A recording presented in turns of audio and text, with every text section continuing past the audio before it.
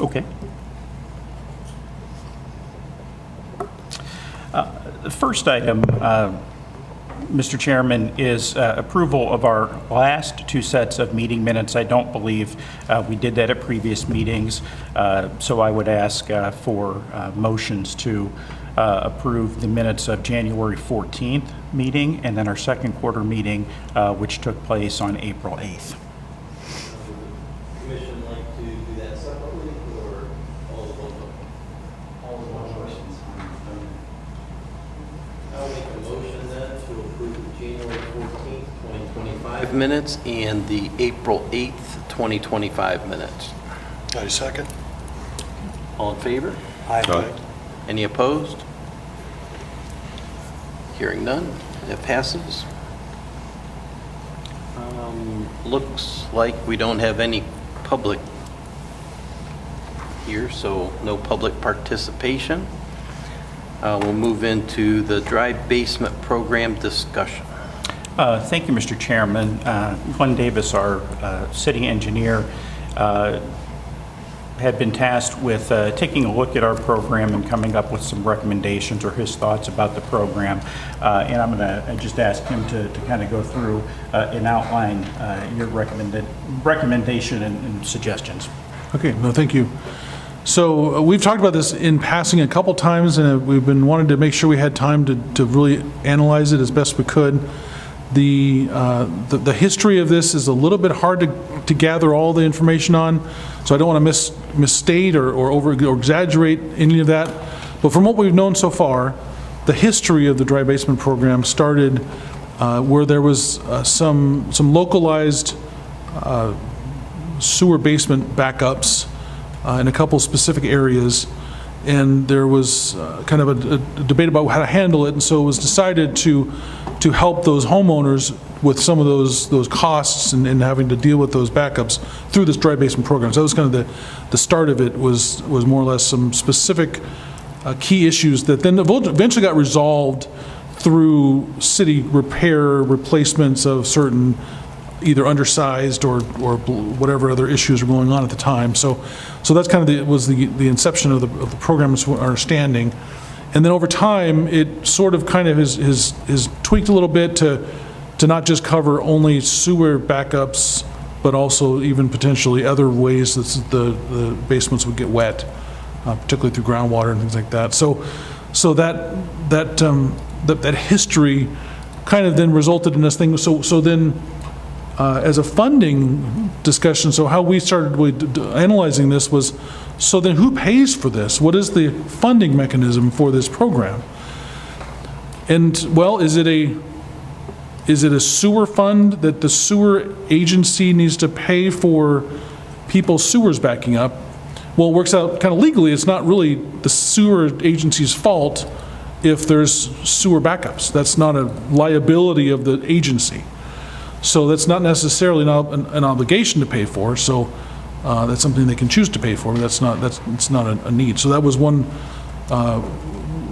possibility. The other possibility was, well, is it a stormwater system flooding type of funding issue that might pay for this? But the same thing, that's normally an insurance thing that's paid for through private insurance, as is the sewer. And so then it kind of the conclusion that we came to is this is really more of an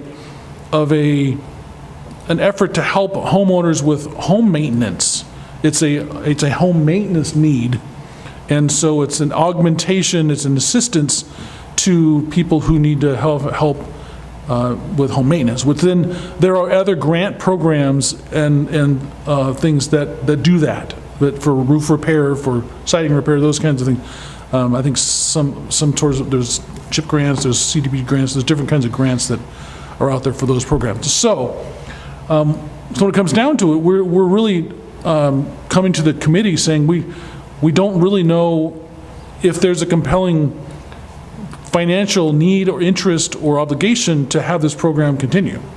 And so we're really here kind of coming to say it doesn't seem appropriate to pay for it out of sewer funds. It doesn't seem appropriate to pay for it out of storm funds. It seems like these are private property owner maintenance issues that are insurance related issues that can be covered through that program, through their own private insurance. And it's the question is there a public purpose to this program? And if so, how to fund it?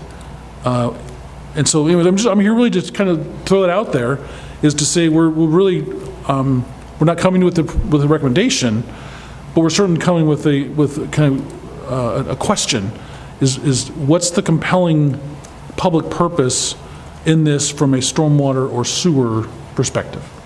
Do we know how it was funded before? Like through which funds, or, because the program's been around pretty long. I Yeah, want to say probably going on 10 years, if not. Probably longer than that. I believe it's varied. I'll have to look, and I didn't look in every year, but I believe that the funding has come either from sewer or storm or both, I believe, but I'll have to confirm that. And I was told at one point that the stormwater funds that we pay $4.50 a month for was going into a fund to do that. Yeah, I haven't looked at the entire history of it, but that's kind of was how that started, was what should be paying for it. And that was a fair question. And I don't know recently what's been going on, but when it kind of first started, you were right, we had a lot of residents complaining that there were issues. Some of it was, I'm going to say, our fault, as in the city had undersized sewers or something, and some, my understanding, was the residents' fault also. They may have had a cross connection in their system on their property, things like that. And part of what the dry basement program was doing was helping those residents identify, is it a city issue or is it a private issue? So they were coming and asking for help with that. So I'm going to ask that if we get rid of the program, if that's the ultimate decision, I think it would be nice to have some sort of a guidance, something we can hand to residents when they come in to say, well, if you contact these people that's registered with the city, that possibly they can help you figure this thing out. Yeah, it may help you tell you a story, just a brief story. I had a citizen who had been approved through this committee to get through the program, and then the owner sold the property. They never moved forward on that dry basement program. And so he contacted me saying, I have this old approval from 5 years ago. What does this mean? And so we walked through the steps of the program. And it so happened that in his building, the basement was built what appears to be just maybe a foot above the sewer main in the street. And so the sewer main didn't have to get very deep before all of a sudden the basement started getting sewer in it. And so you can argue that, well, it's our fault for the sewer backing up, but I mean, the basement's so low that it would be almost impossible for it not to get backed up very quickly. And so what do I do about it? And there's essentially the process is to get somebody to either to go out there and investigate and to have, but the investigation is kind of time consuming, because it's not our pipe that's blocked that's causing it.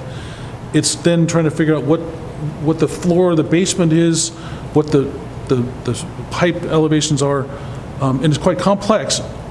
Or most solutions are that you end up, the solution is you shallow the sewer service to the house, and then you pump the basement into the sewer service, so that then to separate, then the basement can't get water from the shallow main. And so you can spend a lot of time investigating it, but the solution's almost always the same. Is there just needs to be a modification to the plumbing system, which is really a private building maintenance issue. So that's the investigation process sometimes is helpful, but normally it all results in the same answer. Okay. It's either groundwater coming into the building or it's sewer coming into the building, and each one has a very specific solution. So anyways, that just happened, and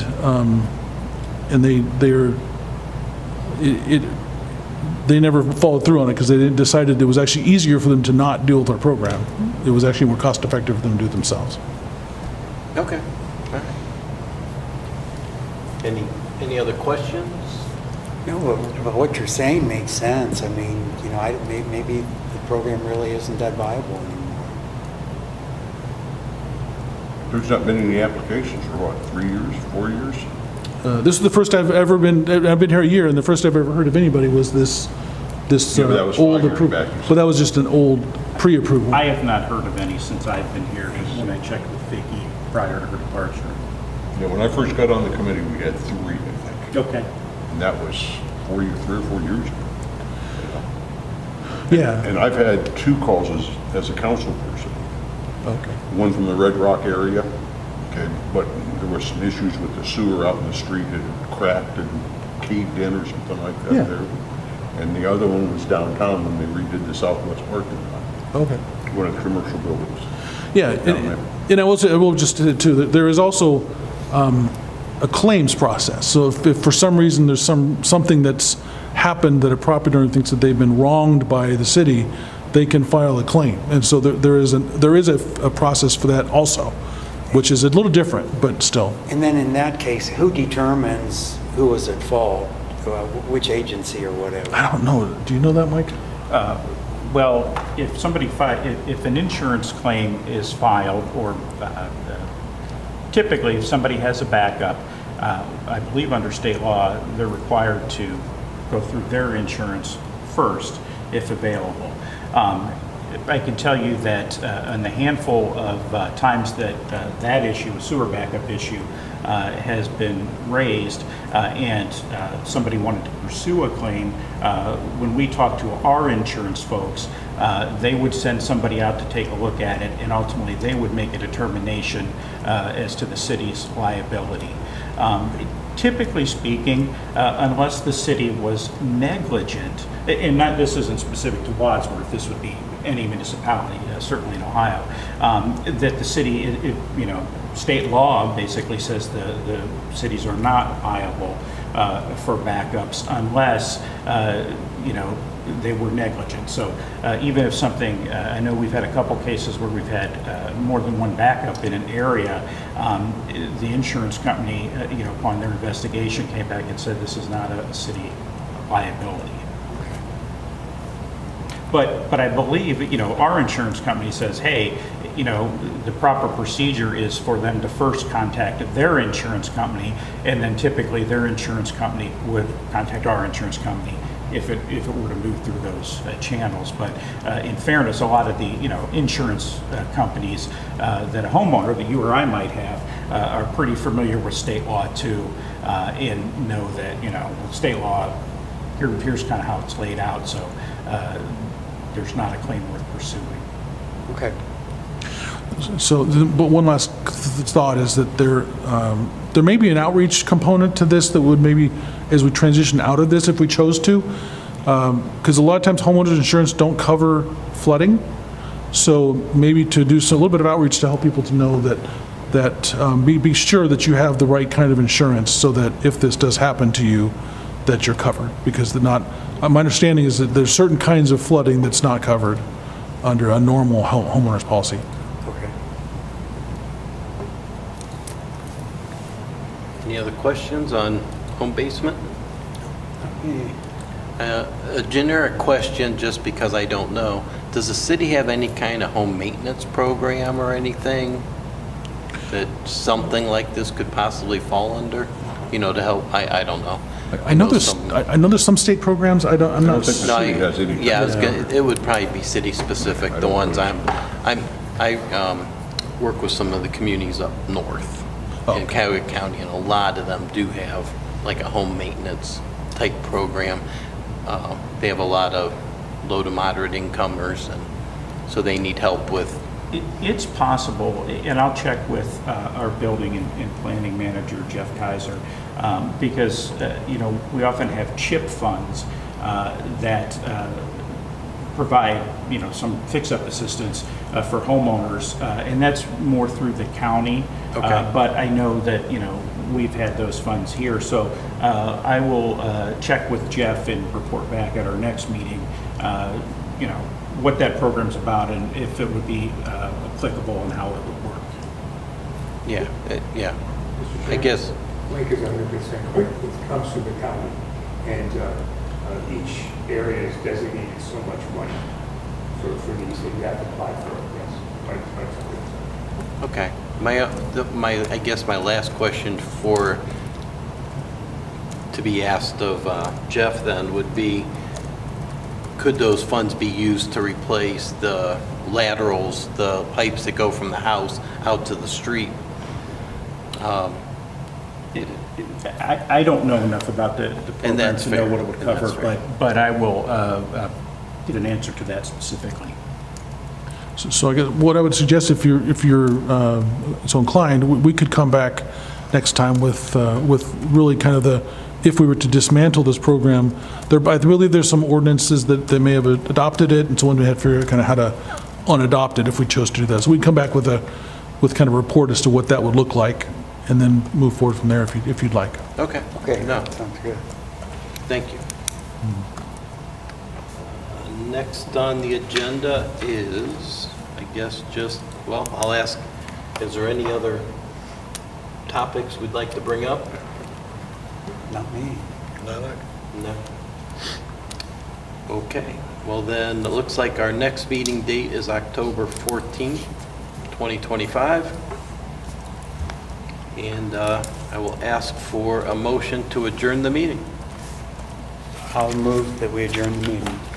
I'll second it. All in favor? Aye. Meeting is adjourned at 5:16.